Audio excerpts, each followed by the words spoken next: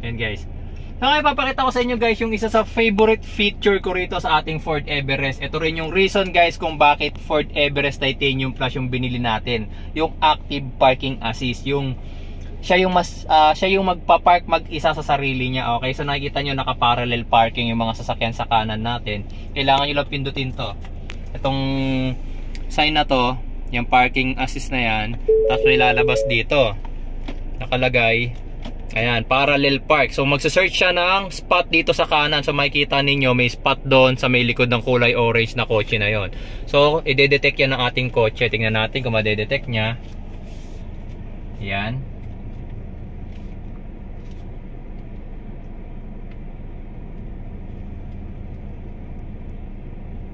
Yan, nakita mo? Spot found, tapos drive forward pa raw. Drive forward. Stop vehicle. Then susundin mo siya. Nakalagay, release steering wheel. Bitawan nyo yung manibela. Then shift to reverse daw.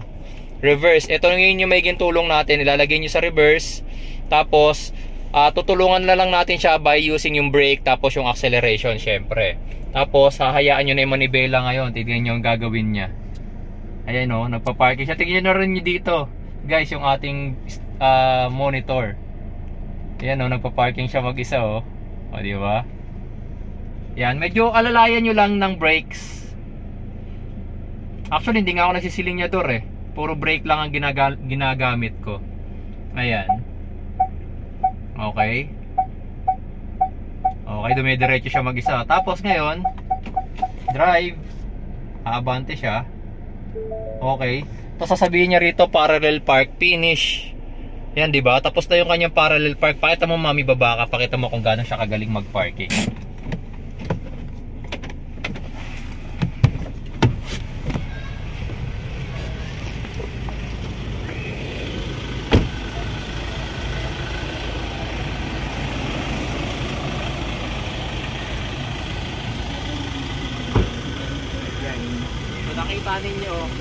Nakita ninyo guys, grabe ang galing niya mag-parking, di ba? Konting-konti lang yung difference niya doon sa gutter.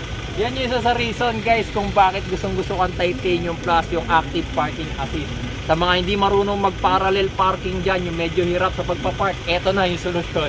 Ganito, Titanium Plus meron talaga nito, okay?